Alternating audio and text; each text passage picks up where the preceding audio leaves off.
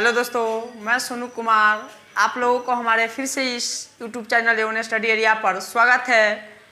चलिए, मैं फिर से आप लोगों का वर्ण विचार का लास्ट टॉपिक लेकर आया हूँ। इसके बाद आपका जो पहला चैप्टर होगा हिंदी ग्रामर का वर्ण विचार, वह समाप्त हो जाएगा और फिर अगले वीडियो में आप लोगों को हम शब्द विचार के बारे में पढ़ाएंगे। तो आज हम लोग उस टॉपिक को लेकर आए हैं जो परीक्षा के व्यू से, किसी भी परीक्षा हो, वो क्लास 8, 9, 10, 11, 12 या किसी प्रकार के आप जॉब के तैयारी करते हो, उसमें काफ़ी ये इम्पोर्टेंट रोल निभाएगा आप लोगों के क्वेश्चन डील करने में। तो वो है मेरा स्वर यानी संपूर्ण स्वर्ण वर्ण और व्यंजन वर्ण को स्वर्ण तंत्रिकाओं यानी स्वर्ण तंत्रिकाओं जो हम लोग जहाँ से बोलते हैं, उस आधार पर उस वर्णों को मुख्यतः दो भागों में बांटा गया। कितने भागों में? दो भागों में, यानी संपूर्ण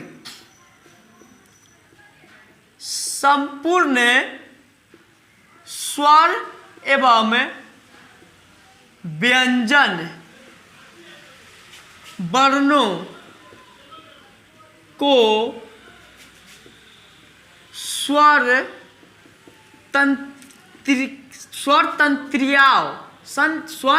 तंत्रियाओं के आधार पर मुख्यतः दो भागों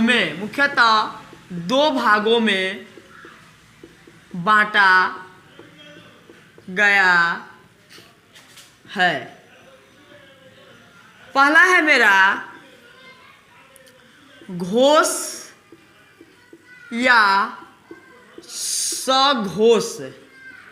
सघोष वर्ण, यानी घोष को ही हम सघोष बोलते हैं। और दूसरा है मेरा अघोष। दूसरा मेरा क्या है? अघोष वर्ण। इसको यानी मेरा जो है संपूर्ण स्वर्ण वर्ण एवं व्यंजन वर्ण, जितने भी हिंदी ग्रामर में व्यंजन एवं स्वर्ण वर्ण है, उसको स्वर तंत्रियाओं के आधार पर मुख्यतः दो भागों में बांटा गया। पहला घोष या सघोष वर्ण और दूसरा है अघोष वर्ण। क्या है दूसरा? अघोष वर्ण। चलिए इसके बारे में हम लोग चर्चा करते हैं। घोष या सघोष वर्ण कहते हैं तो किसको कहते हैं मेरे दोस्तों?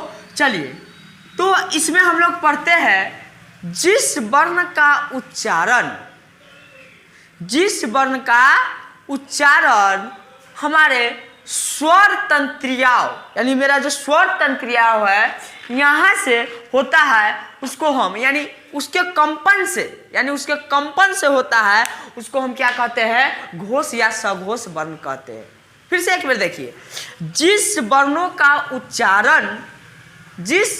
का उच्चारण स्वर तंत्रियाओं के कंपन से होता है, इसको परिभाषा के रूप में लिखते हैं। परिभाषा के रूप में जिस वर्ण का उच्चारण स्वर तंत्रियाओं के कंपन से होता है, उसे सघोष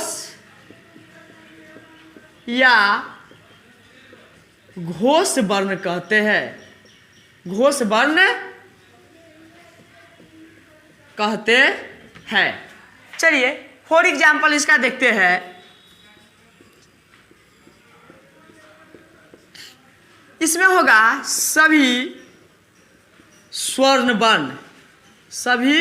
स्वर्ण वर्ण। बतला देते हैं कौन कौन होते हैं स्वर्ण वर्ण। अ, आ, ह्रस्व ई, दीर्घ ई, ह्रस्व उ, दीर्घ उ, री, ए, ऐ, ओ और औ।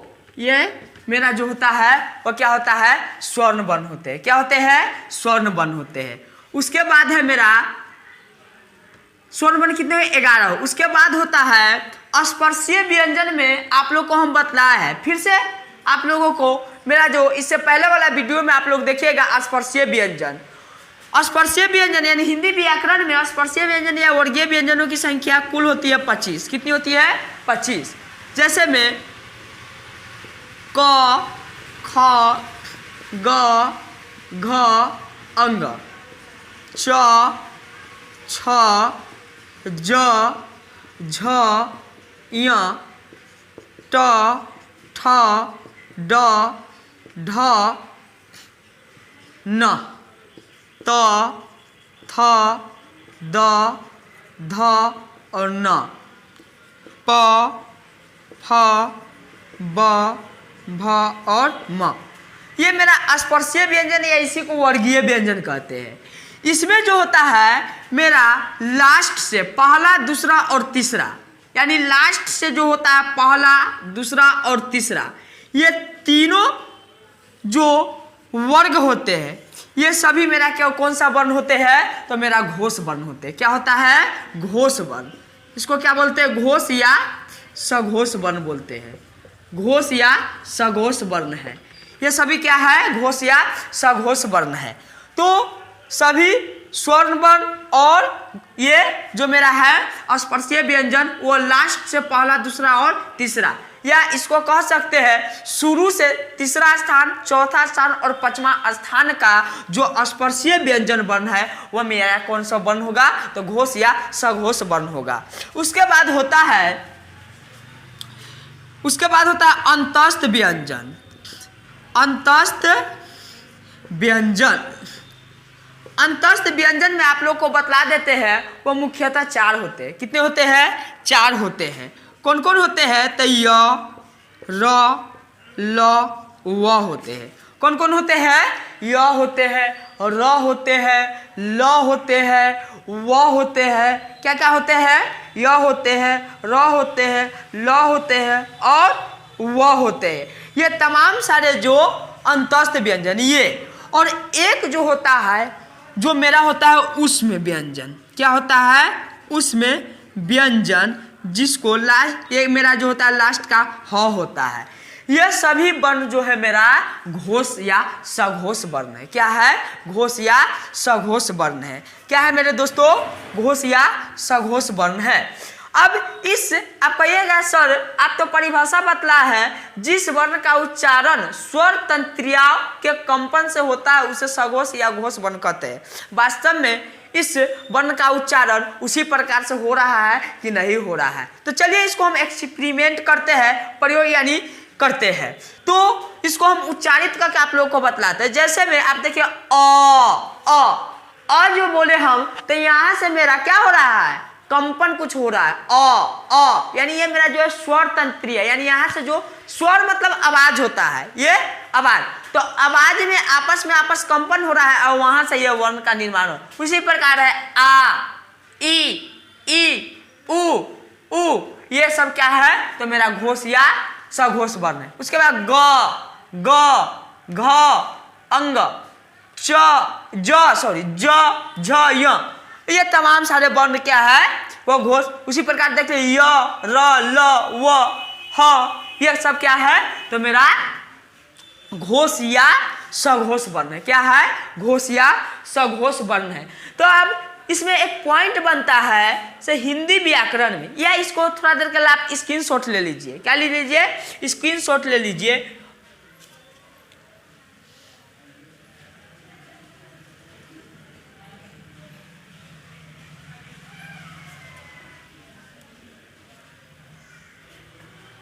चलिए अब एक मेरा क्वेश्चन बनता है से हिंदी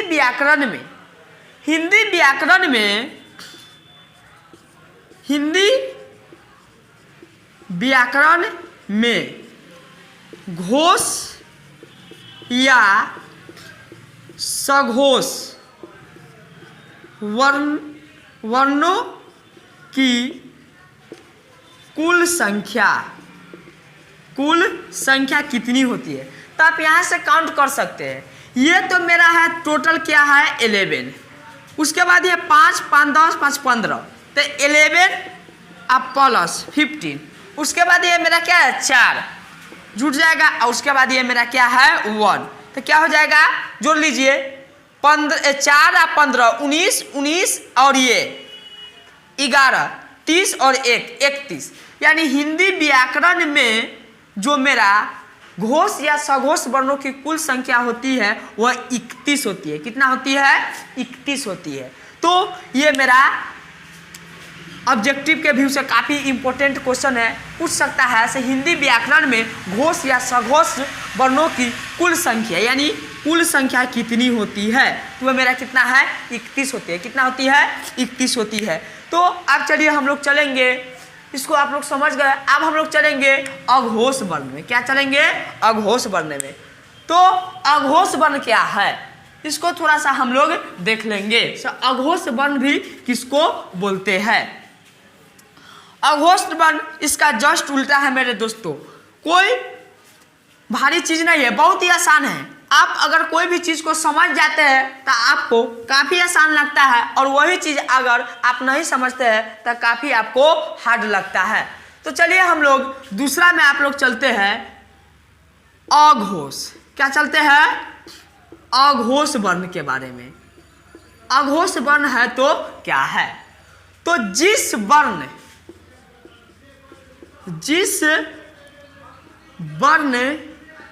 के उच्चारण में स्वर तंत्रियाओं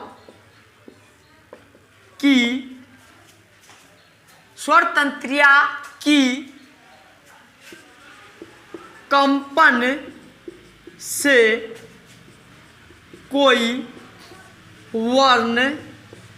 कंपन से कोई वर्ण का निर्माण नहीं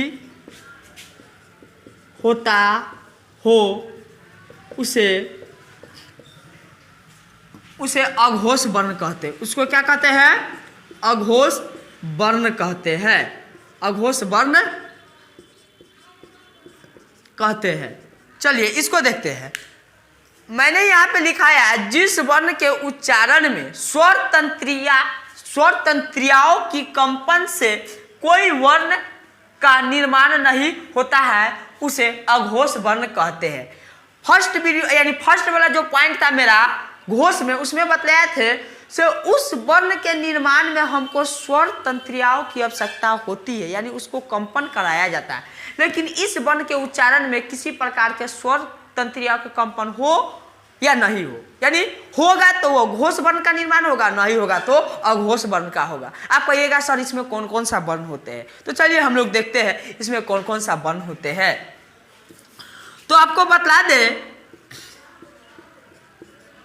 जैसे में अभी तुरंत मैंने देखा है सभी स्पर्शीय व्यंजनों का जो शुरू से तीसरा चौथा और पांचवा जो वर्ग यानी वर्ग का जो वर्ण था, जैसे में ग घ अंग था कि ना, ज झ य था कि ना, ड ढ न, ये सभी क्या था तो मेरा यह घोष वर्ण था।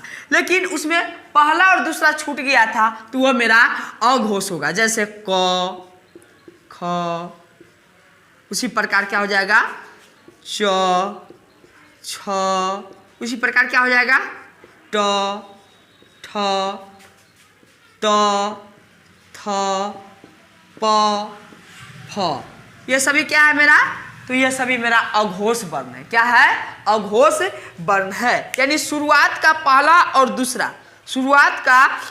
और दूसरा ये मेरा अघोष वर्ण होता है, और लास्ट का जो होता है तीसरा चौथा और पांचवा ये मेरा घोष वर्ण होता है। और उसके बाद इसमें आ जाता है उसमें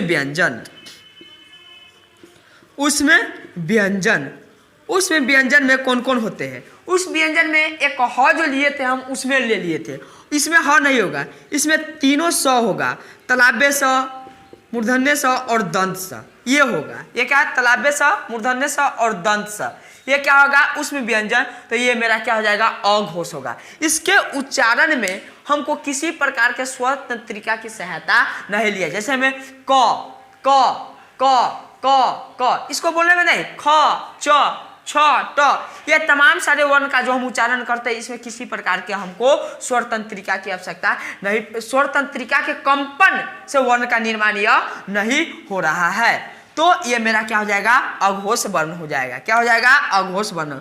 इसको पॉइंट बना के भी लिख सकते हैं, हिंदी व्याकरण, हिंदी व्याकरण में अघोष, हिंदी व्याकरण में अघोष वर्णों की कुल संख्या, हिंदी व्याकरण में अघोष वर्णों की कुल संख्या, तो आप यहाँ से काउंट कर सकते हैं 1 2 3 4 5 6 7 8 9 10 और ये मेरा 3, तो 10 और 3 क्या हो जाएगा, 13 हो जाएगा। क्या हो जाएगा, 13। तो हिंदी व्याकरण में जो मेरा अघोष वर्णों की कुल संख्या वो कितनी होती है, 13 होती है।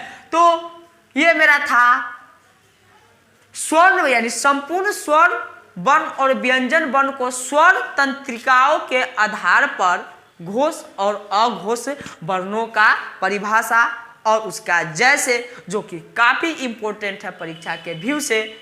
अब ये मेरा आपका जो हिंदी व्याकरण का जो वर्ण विचार का जो क्लास था,